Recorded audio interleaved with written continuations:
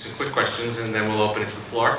I think the first question on everybody's mind is Mr. Bell, you and a very talented other writer by the name of Paul Z are hard at work at something called Marvel's Most Wanted. Can you just give us a little smidgen, just a little idea as to where we're going with two people that we just saw? I'm authorized to do that? In a very general kind of way. It's them outside of the S.H.I.E.L.D. world. It's them as a couple. It's them doing what they do best, which is banter and fight and banter. It's, I think, a nice companion piece to S.H.I.E.L.D. It allows them,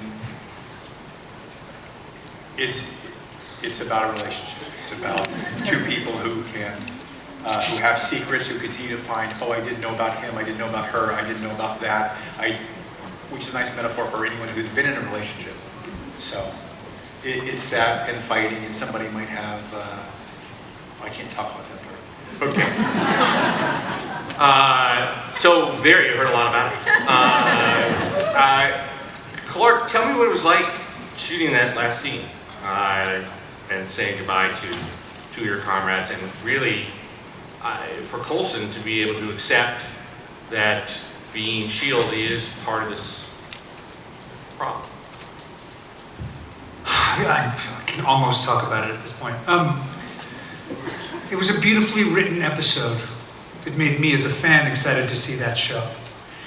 And you go into any op, I maybe suddenly become Coulson while I'm talking. That just happens, I don't know. You go into an op and you don't know what's going to happen. You think you've got it under control. You realize you're in Russia. There's some Inhumans in play. Malik might be there. You don't know. And suddenly you're having to say permanent goodbye to two disavowed agents, and you're aware of that. Now I'm Clark again. And you're aware of that. You've read the script, and you're kind of aware of that. And then you're just busy doing other episodes and scenes and fighting. And suddenly you're standing there in a bar. And you aren't really sure if you're Phil Coulson or me, generally, but even in this moment. And suddenly you're saying goodbye to two people who suddenly showed up on your team / your life and demonstrated tremendous professionalism and talent, and then really made a huge sacrifice. Okay, this is the show. To save S.H.I.E.L.D. That's still the show. And then, meanwhile, you're saying goodbye to these two people you've become friends with and really started to care about, and you're happy for them that they're going off to, a life in the public sector, that's the show, and a spin-off, that's life. And suddenly you're there and you're a mess, because our lives become so much like the show. And all I can say is it's such a beautifully written scene with very few words that when I did check in on the interwebs this week, I saw more, and just, you know what, I don't know if I'm saying this right, more GIFs of people sobbing, ugly crying. The Britney guy was very upset about this. And it just is a testament to the magnificent writing on our show, which I think should get even more praise than it does.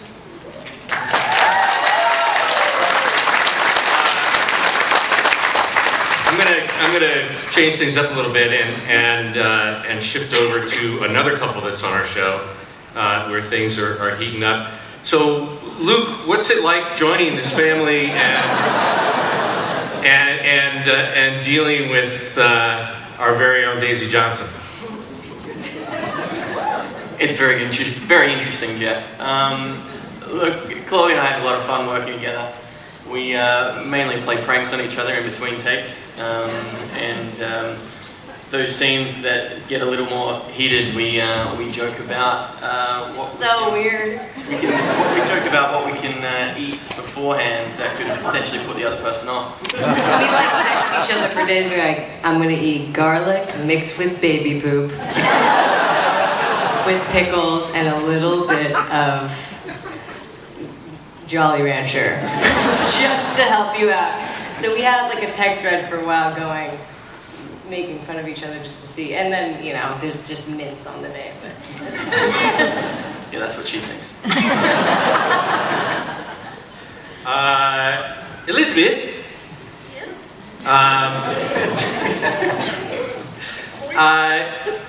If Ian were here, what would he like everyone to know?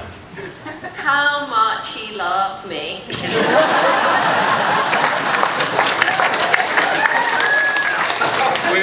Would you say that's Ian or would you say that's Fitz? Both.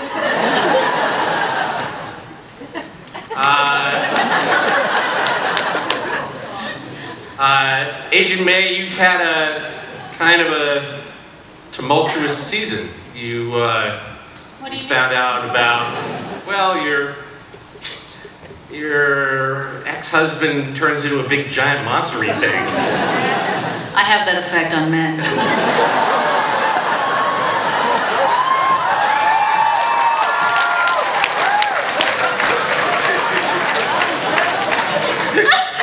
Champion, ladies and gentlemen, the champion. Talking about turning into a big giant monster thing, the man who's sitting next to you, Brent,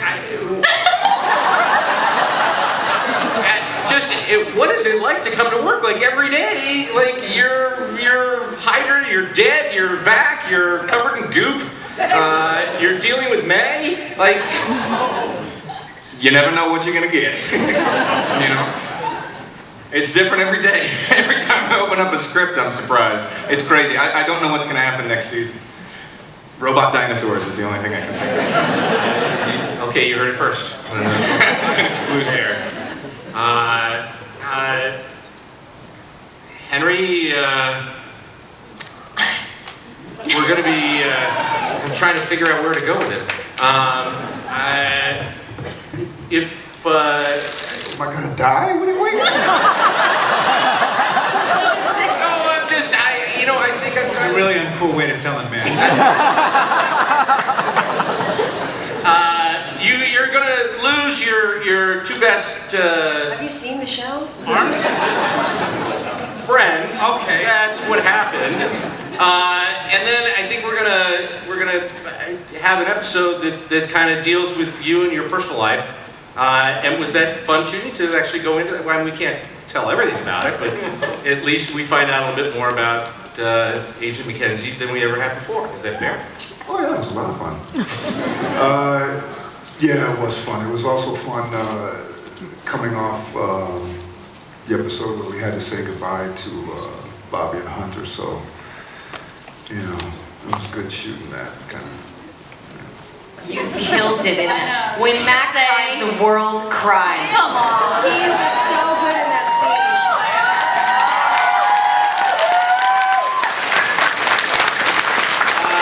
I think we'll open the floor. Is there a microphone somewhere and a person to stand there? And there's the microphone. There's a line. And that's what we're going to do. Okay. Is that on? Okay, please tell us your name and tell us what your question is. It's really hard to see. Yeah, I'm Agent Grant Ward, and I have a question for Phil Coulson. What's your problem, man? Was that really necessary? Was it really?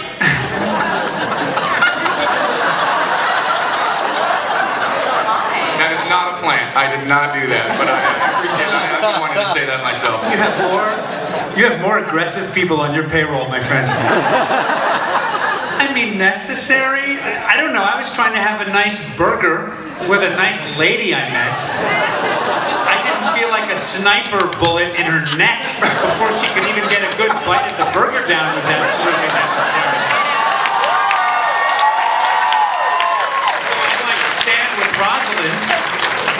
Pardon me? I killed her so you and May could be together.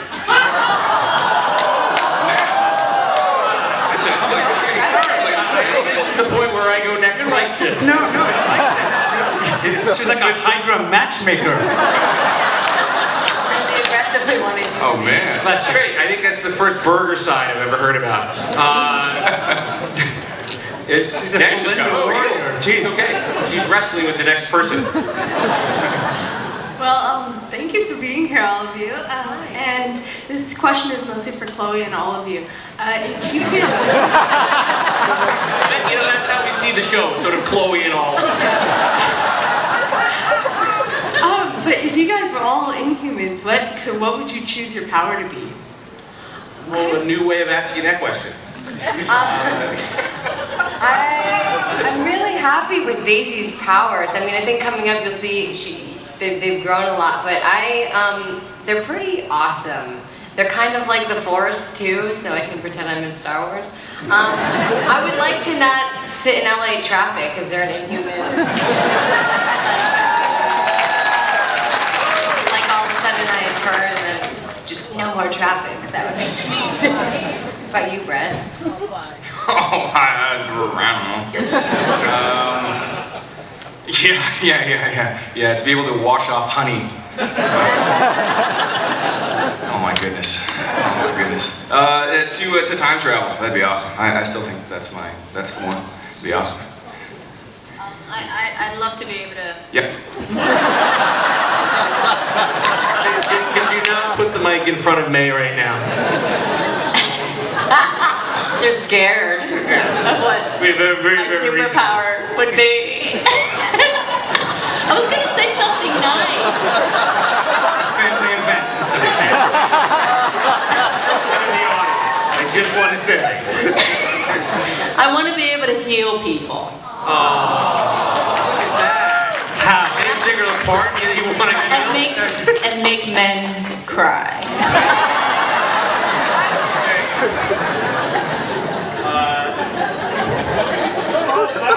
Henry, you've never answered this question, I don't think. What am I going to say after heal people? Everything I say is going to sound selfish after that. Yeah, thank you.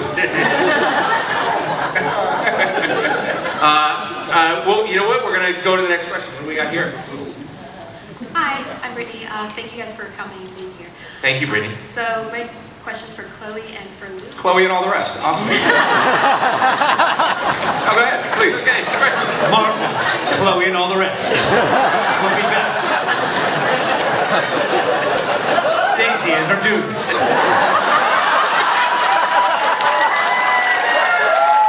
Spin-off to awesome, Miss Anne. There we go.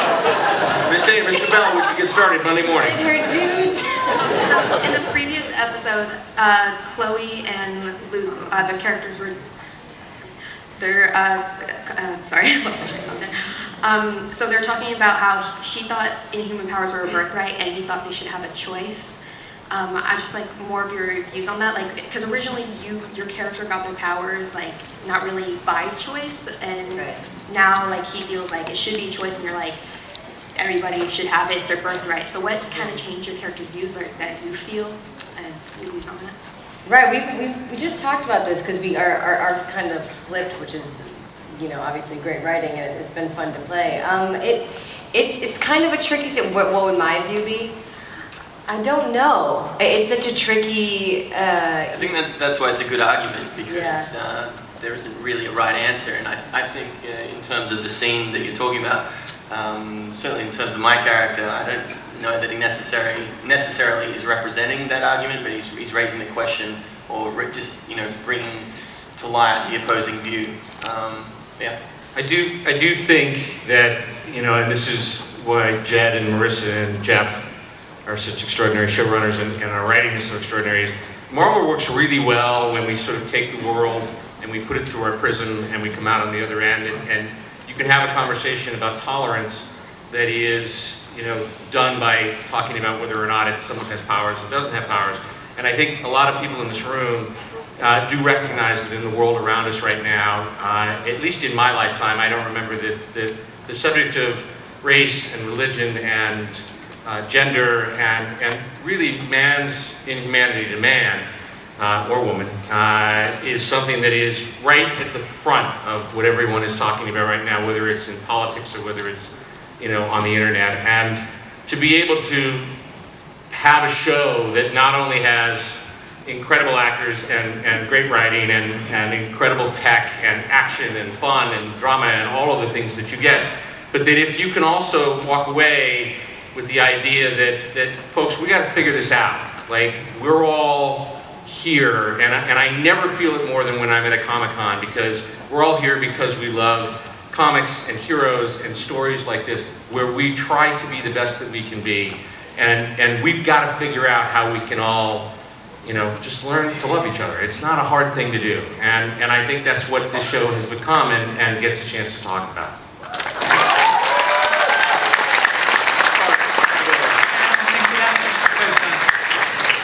Jed and Mo aren't here right now for the reasons that you know about, but they deserve a lot of credit, as does Jeff and the other writers, because it's already a really fun job, let's be honest. But to get to come to work where people are saying, everyone has to be normal like me, and everyone else on the other side is going, well, no, normal like me, that's normal.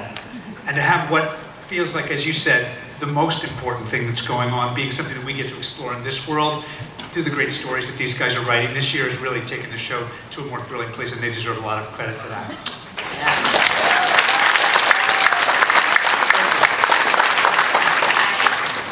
First of all, I just wanted to say that the composer for the show is amazing because that last scene. Mr. Bell, you want to talk just a moment about who's been on the show from the very beginning and what Bear brings to this and an orchestra on top of that? I mean, you guys know Bear, right, from this and from Walking Dead and from Witch's Demons and from Outlander, which I think he won maybe. Battlestar. I'm building to that. And the one that launched it all for me, which was Battlestar.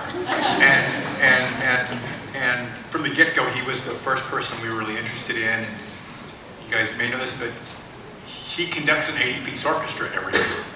And the scene that we had at the end of the last episode, which I think was great writing by Paul Z and beautiful acting by this, but it was Bear's music that was also behind there and making you feel a little bit more than you might have before. And he's done that at the end of the season, will be 66 episodes, and he's as much of his music is as big a character as anybody else sitting up here. So thank you. Next question. My question was, there's been a little Easter egg, a little hint of somebody from Australia, a certain human, and I was wondering if we might see that this season. There was a reference. You should watch the show. Yeah. There was a time when we used to say that's a level 7 question. Now we just go, keep watching the show. There's been a reference in the recent episode with General Talbot. Oh, right. A symposium that there is an Inhuman in Australia that people want to get a hold of.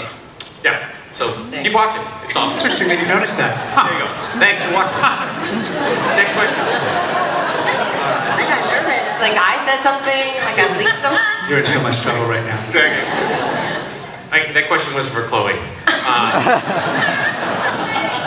Alright, so I just want to start by saying, it's so awesome to first see you guys here, making this awesome show. Been seeing it since day one. I really enjoy it, I love it. I told my friends to watch it because how much I love it. So it's a bit surreal kind of seeing you guys here. What's your name? Brandon. Brandon. Love you, Brandon. Love you. We've been watching you since day one as well. We have a feed from your house, just the stuff you're doing with the recipes. It gets a little weird at night, but we can respect it. Drawings that you do, a little risque, but we just take them. I think what they're saying, Brandon, was we were with you until you poured the honey all over your body. Yeah. And then we were like, I got light watching Brandon still with through the roof on that honey bit, though. Real quick, so please, aren't you glad you came today to Wondercon? You said something nice and we made it weird. That's what we do. And I didn't say anything. So, Mike's been turned off since about... So Brandon, you have a question? Yes, really quick. So I just wanted to know, seeing all how do you guys just prepare for your scenes coming in? Whether it's really early in the morning and you do a really badass fight scene, or you maybe shed a tear. How do you guys prepare for that? Coffee. Coffee. For all of above, coffee, for sure.